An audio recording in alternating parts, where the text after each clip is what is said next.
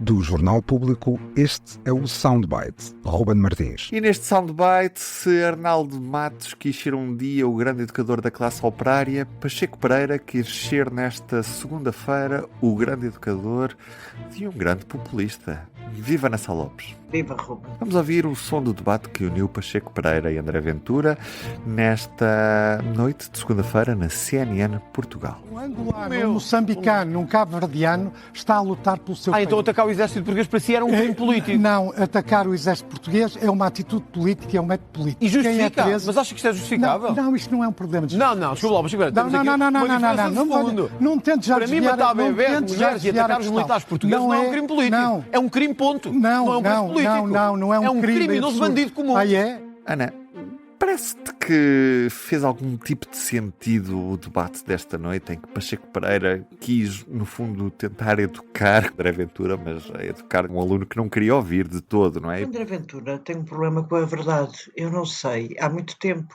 E foi desde o início da formação do seu partido que ele usou tudo o que usou no debate com Pacheco Pereira.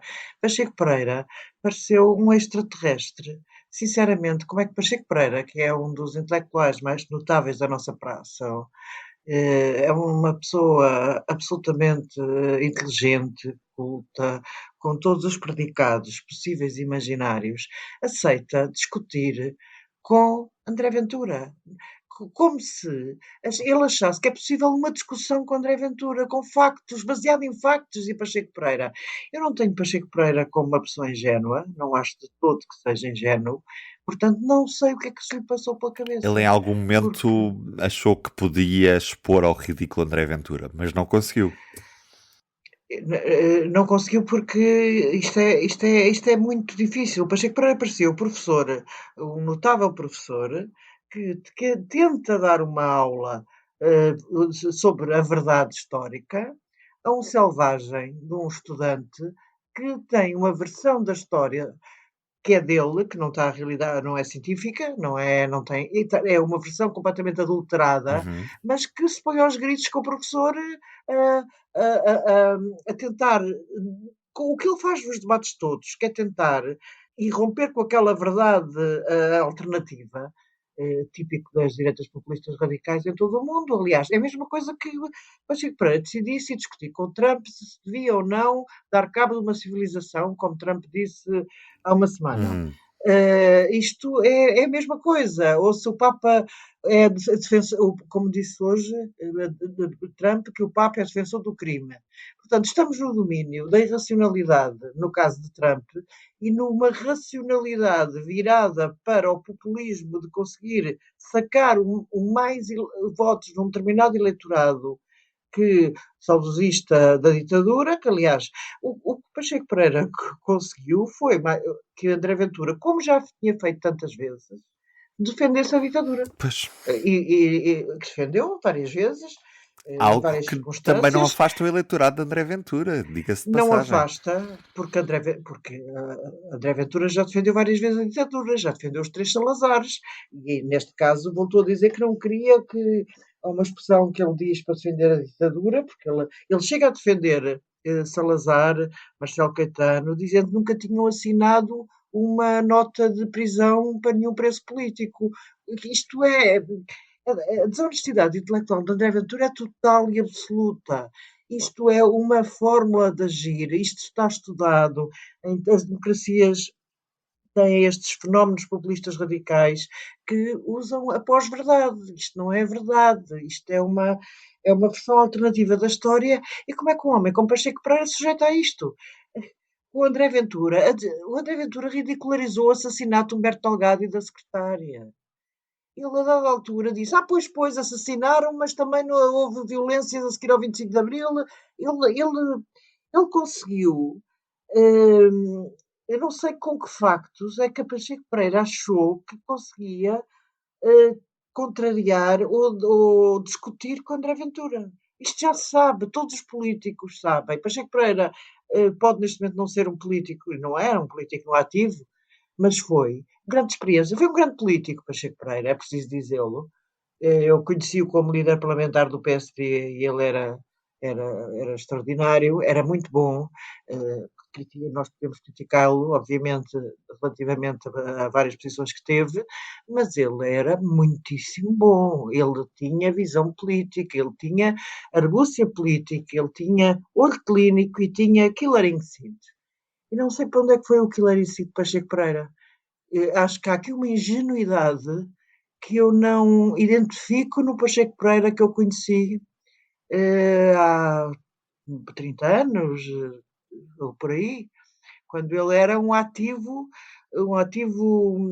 um dirigente ativo do PSD, aliás, candidatou-se à Distrital de Lisboa, ele teve várias, ele tinha ambições políticas, Pacheco Pereira, e depois, entretanto, arrumou-as, meteu-as debaixo da cama e acabou com isso, com essas ambições políticas, e tornou-se historiador, intelectual, um grande, nomeadamente o Arquivo Efêmera, ele tem imenso valor como não só historiador, mas como divulgador de história e da memória, Memória política, obviamente, do da país. memória política do país.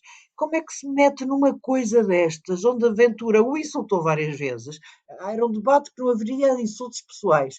Pacheco Pereira acreditava que não ia haver insultos pessoais, até traição à pátria.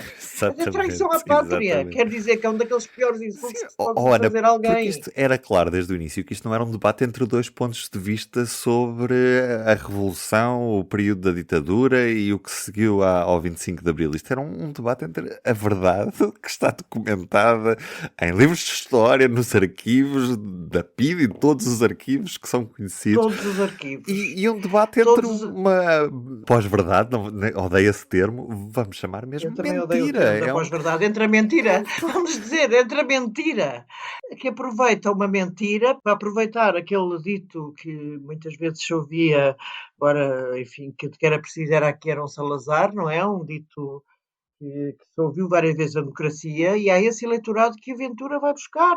Uns votam nele por umas razões, outros votam nele porque são saudosos da ditadura. Há várias razões para que a Ventura tenha conseguido 60 deputados.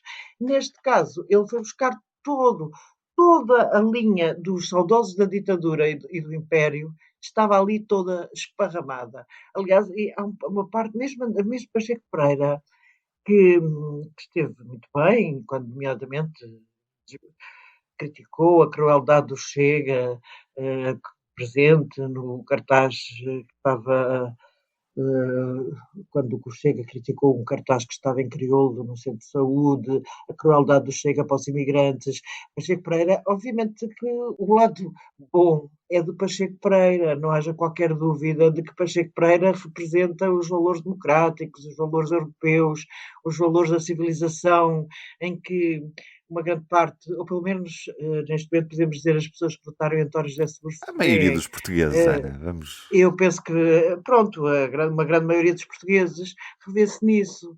Agora, Pacheco Pereira tem ali ao lado um selvagem, ele acha que se pode discutir com o estudante selvagem, que é aquele tipo que vai saltar por cima das mesas das aulas em termos de argumentação, vai saltar nas carteiras. Como é que um professor gere um aluno que vai saltar em cima das carteiras? E foi mais ou menos o que nós assistimos. Ana, sabes quem é que saiu vencedor deste debate? Não era o objetivo de decretar aqui um vencedor, obviamente, não é? A Pacheco Pereira deixou isso muito claro, que não queria que dali saísse um vencedor, mas eu acho que o grande vencedor desta noite é a audiência da CNN Portugal, e nós vamos ver isto já na terça-feira. Não tenho dúvidas que são as audiências da CNN Portugal, mas também dar palco a André Ventura favorece Ventura. Claro. E essa parte é que eu acho que foi um erro de Pacheco Pereira, quando ele achou que podia ter uma discussão racional com Ventura.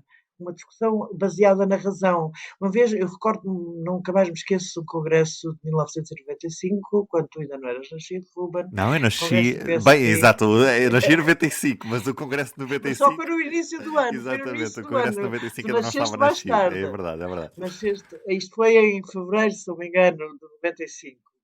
E é o Congresso da Sucessão de Cavaco Silva. E nesse congresso, em que os ânimos estavam muito exaltados, as emoções estavam completamente ao rubro, Pacheco Pereira faz um discurso interessantíssimo, onde diz E estamos a falar de um sítio de paixão absoluta. Uns queriam o Durão Barroso, outros queriam o Fernando Nogueira. Aquilo era pancada de meia-noite entre uma... Pancada, estou a falar em termos metafóricos. Ninguém andava a bater a ninguém, mas almas, vaias. Aquilo era uma cena assim muito... Foi no Coliseu de Lisboa. E então Pacheco Pereira vai ao palco fazer um discurso onde diz que a emoção não deve comandar a política, deve ser a razão. Ora, um homem que pensava assim em 1995, há 31 anos, e sabe que ele tenta e continua a tentar que seja a razão a comandar a política, mas não é a razão a comandar a política, muito menos nos casos das direitas populistas radicais que nós assistimos em toda a Europa. É mesmo só a emoção. E André Ventura foi fazer o seu espetáculo, foi fazer o seu show habitual, e que faria com qualquer outro interlocutor, seria a mesma coisa. Portanto, eu acho que Pacheco Pereira se meteu numa alhada, para usar uma expressão muito popular, em que não ganhou, naquele sentido em que, se ele achava que era melhor do que os outros a debater com André Ventura, não é verdade. André Ventura atropela qualquer um. O que se tem safado melhor até foi António José Seguro, agora nos últimos tempos. É verdade. António José Seguro conseguiu vencer o debate com André Ventura, sem dúvida nenhuma. Também não tenho qualquer dúvida sobre isso. Provavelmente daqui a 5 anos teremos a segunda parte desse debate. É possível. Ana, um beijinho, até amanhã. Um beijinho grande, Ruben, até amanhã. O Soundbites é um programa de Ana Sá Lopes, Helena Pereira e Ruben Martins. A música original é de Ana Marques Maia. Siga o podcast na sua aplicação preferida para não perder os novos episódios. O público fica no ouvido.